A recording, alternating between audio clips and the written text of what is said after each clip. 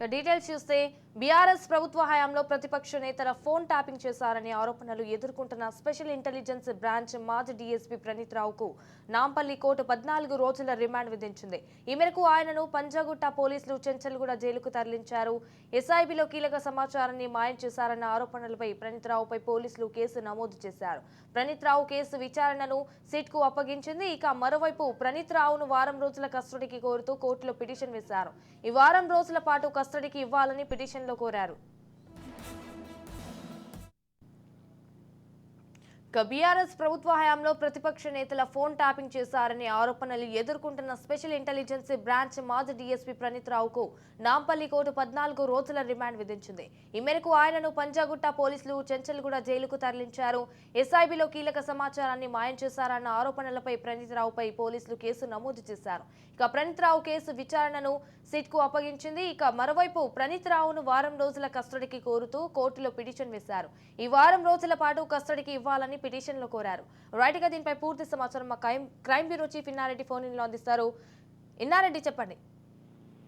సంజన, ప్రణీత్ రావు వ్యవహారంలో ఇప్పటికే ఆయన అరెస్ట్ చేసి 14 రోజుల జ్యుడిషియల్ రిమాండ్ పంపించడం జరిగింది. అయితే అంటే పోలీసులు అరెస్ట్ చేసి విచారణ చేసిన క్రమంలో కస్టడీ రిపోర్ట్ లో చాలా అంశాలు కూడా ఆయన వెల్లడించినట్టు మన సమాచారం. దీంట్లో ప్రధానంగా గమనిస్తే ఈ ఫోన్ ట్యాపింగ్ వ్యవహారం సంబంధించి ఆయన లిస్ట్ తయారు చేసి ఎప్పటికప్పుడు ఆ లిస్ట్ ప్రకారం ఫోన్ ట్యాపింగ్ చేశారని, అయితే ఇదే కాకుండా ఈ కీలకమైన సమాచారం ఫోన్ ట్యాపింగ్ చేసినప్పుడు ఆ రికార్డులను పెన్ డ్రైవ్ ద్వారా ఆ డేటాను బీఆర్ఎస్ ఇచ్చినట్టుగా, అలాగే 30 మంది ప్రైవేట్ టీంలు టెక్నికల్ ఆర్మీ తోటి ఈ ఫోన్ ట్యాపింగ్ వ్యవహారం నడిపించినట్టుగా, ఇదే కాకుండా ఈ బీఆర్ఎస్ అనుకూలంగా ఉండి రిటైరింగ్ అధికారుల సమక్షంలో ఈ ట్యాపింగ్ అంతా నడిచింది.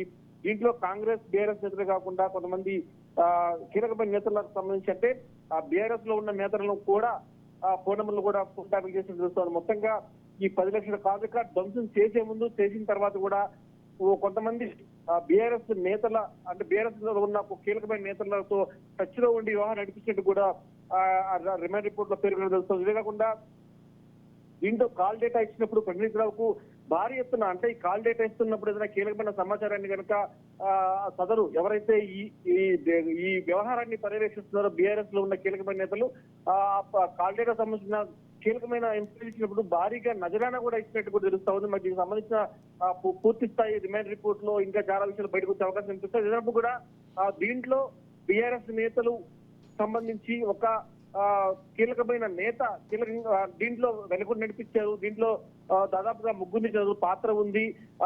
వాళ్ళ గురించి పూర్తిగా తెలియాలంటే ఖచ్చితంగా ప్రణీత్ రావును పోలీస్ కస్టడీ తీసుకుంటే ఆ పోలీస్ కస్టడీలో ఖచ్చితంగా చాలా వివరాలు చూసే అవకాశం ఉంది అని చెప్పని కూడా దాదాపుగా వారం రోజుల పాటు పోలీస్ కస్టడీ అడుగుతాను. ఇదే కాకుండా ఈ మాజీ డిఎస్పీ ప్రణీత్ రావుకు సంబంధించి ఇతని ద్వారా కొంతమంది మీడియాలోని వ్యక్తులు కూడా ఈ రకమైన ఫోన్ ట్యాపింగ్ సేవించి ఇబ్బందులు పాలు చేశారు, కొంతమంది బిజినెస్ మెన్లు అని చెప్పిన నేపథ్యంలో కూడా పంజగుట్ట పోలీస్ స్టేషన్ లో కూడా ఒక కేసు నమోదైంది.